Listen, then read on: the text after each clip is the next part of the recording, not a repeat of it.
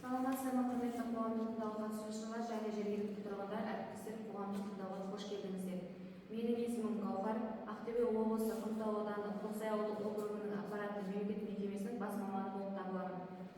Ақтөбе капитал строй ЖСС Ақтөбе облысы Құмтау ауданындағы капитал тас кен орнында қиыршық тас өндіру үшін құрылыс тасының тау массасын алу арқылы барлау жоспарына әзірленген әсер етуге экологиялық рұқсат алу үшін құжаттар пакеті, қоршаған ортаны қорғау бөлімі, жол беретін қалдықтардың нормативтерінің жобасы, қалдықтарды басқару бағдарламасы жобасы, экологиялық бақылау бағдарламасы жобасы, табиғатты қорғау іс-шаралар жоспары жобаларын талқылануға шақырылып отыр.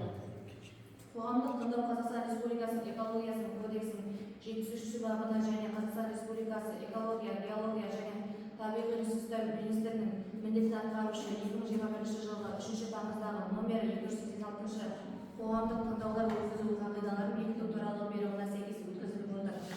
Бүгінгі қоғамдық тыңдаудың тапсырыс берушісі Ақтөбе капитал строй ЖСС болып табылады.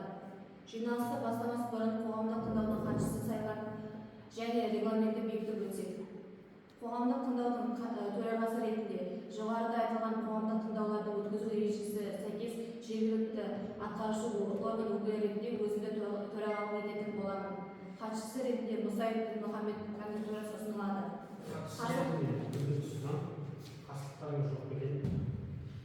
Хатшысы деген хаттама толтыратын адам, тұлғалы адам болып танылатын өзін түсініп жатыр. Мұсаев Мұхаммед қарсылықтары жоқ болса, оларымыз көтеріп жіберсек.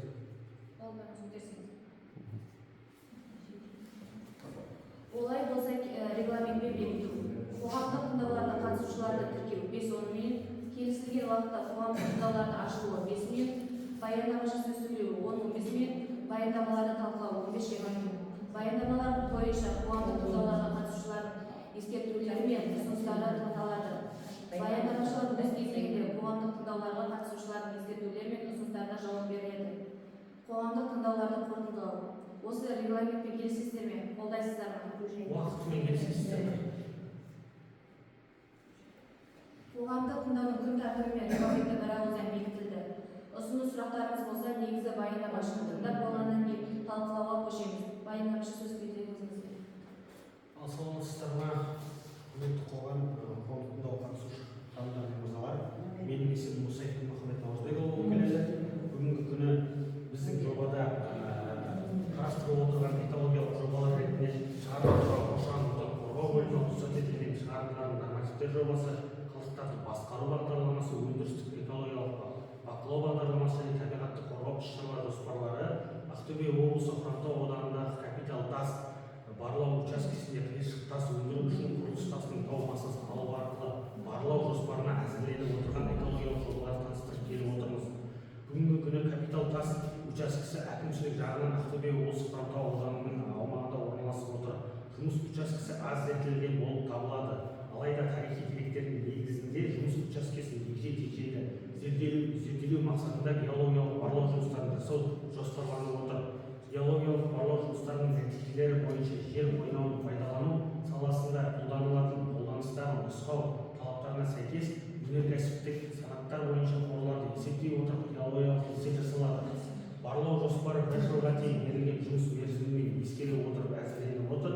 Жобаланған учаскенің аумағы 53,6 гектар болып табылады. Міне қарап отырсаңыздар, мынау Тоқсай ауылы болып табылады, мынау барлау учаскесі болып табылады. Бұған сұрақ-жауап орталығына тағы да келеміз. Сұрақтарыңыз болған кезде негізгі жобалық шешімдерге келетін болсақ, капитал тас кен орнының минералдық қорлары мен пайдалы қазбалар ресурстарының санын, яғни мөлшерін анықтау мақсатында берілген жері бойынша, ауданы бойынша және тереңдігі бойынша қазбалар өнімінің қалыңдығын контурларында жүргізу жоспарланып отыр. Учаскеде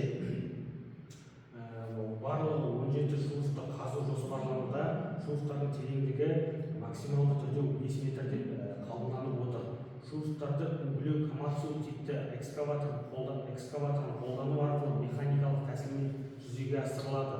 Тау-кен массасын игеру қазбалардың жобалық геометриялық параметрлерін сақтай отырып және қазу процесінде борттардың тұрақтылығын қамтамасыз ете отырып экскаватордың жүргізушімен қабат-қабат жүргізілетін болып табылады.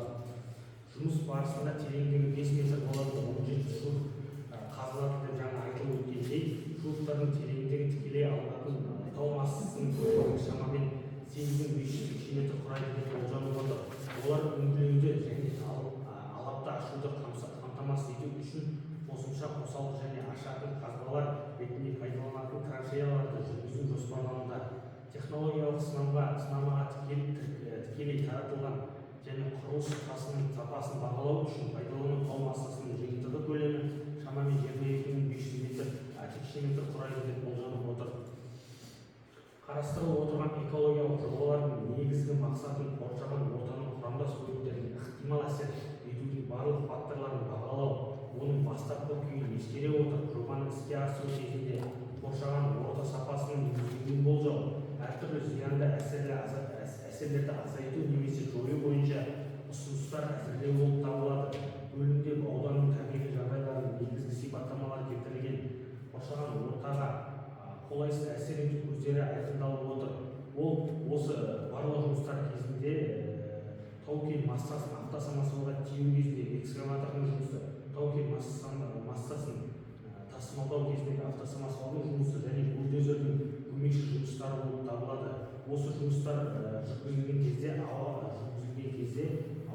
0,8 тонна жыл ластауыш заттар шығарылады деп болжанып отыр. Игеру жұмыстарын жүргізу кезінде топырақ жамылғысының күйіне келесі факторлар әсер етеді. Алаңдарды қазу, жоспарлау процесіне механикалық әсер ету, автомобиль көлігі мен арнайы техниканың жұмысына байланысты химиялық әсер ету.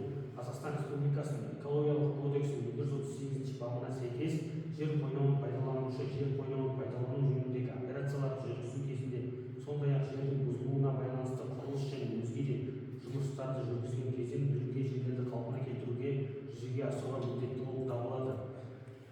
Өндірістік және тұтыну қалдықтарының тигізетін әсеріне келетін болсақ, әрбір қызметтің нәтижесінде өндіріс және тұтыну қалдықтары түзілетін жеке және заңды тұлғалар олардың меншік иелері болып табылады және олар пайда болған кезден бастап қалдықтармен қауіпсіз жұмыс істеуге жауапты болып табылады. Қалдықтардың түрлері қалдықтардың жіктеу үшін негізінде айқындалады. Өндіріс және тұтыну қалдықтары бұл өндіріс және басқа қызмет барысында немесе аяқталғаннан кейін, оның ішінде өнімді тұтыну кезінде пайда болатын өнімдердің қалдықтары болып табылады. Осы Ақтөбе облысы Қаратау ауданында капитал тас барлау учаскесінде барлау жұмыстар жүргізген кезде қатты қалдықтар болып, тұрмыстық қатты қалдықтар шығатын болады. Жылына 0,4 тонна деп болжанып отыр. Енді өндірістік экологиялық мониторингке келетін болсақ, бірінші және екінші санаттағы объектілердің операторлары Қазақстан Республикасының экологиялық кодексінің 182 бабының талаптарына сәйкес өндірістік экологиялық бақылауды жүзеге асыруға міндетті болып табылады. Аталмыш кен орнының ауаның ластауыш көздері бойынша өндірістік мониторинг, операциялық мониторинг, қоршаған ортаға эмиссиялық мониторинг және радиациялық мониторинг жүргізуді қамтиды. Табиғатты қорғау іс-шараларына келетін болсақ, нысанның жұмыс процесінде туындауы мүмкін қоршаған ортаға ықтимал әсерін ескере отырып, жобаланатын жұмыстардың қоршаған ортаның құрамдас бөліктеріне теріс әсерін болдырмау бойынша бірқатар шаралар қарастырылып отыр.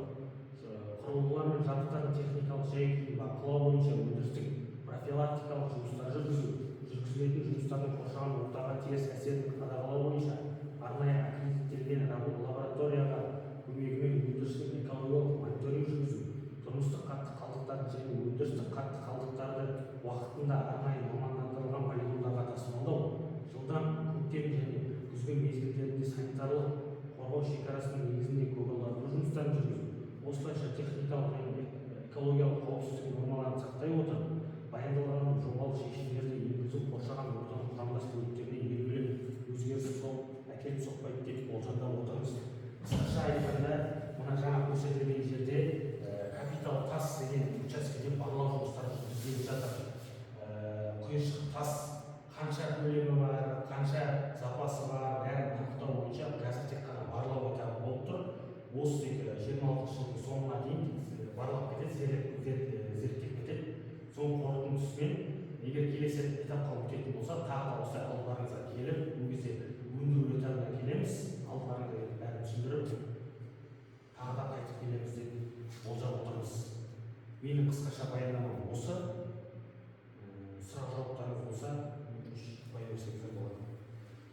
қасында осы капитал ақтөбе капитал тас жауапкершілігі шектеулі серіктестігінің өкілі сұрақтарыңыз болса олар жауап береді міндетті түрде. Сұрақтарыңыз болса қоя беріңіз. Сұрақтарыңыз болса қоя беріңіздер, жауап береміз. Осы жоба бойынша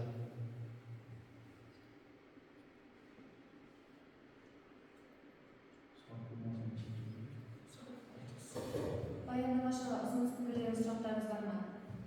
Басқа сұрақ жоқ болса, қоғамдық тыңдау өтті деп есептеп санаймыз. Қоғамдық тыңдауды жабық деп жарияладым. қатысқандарыңызға рахмет. Онда сөйлеу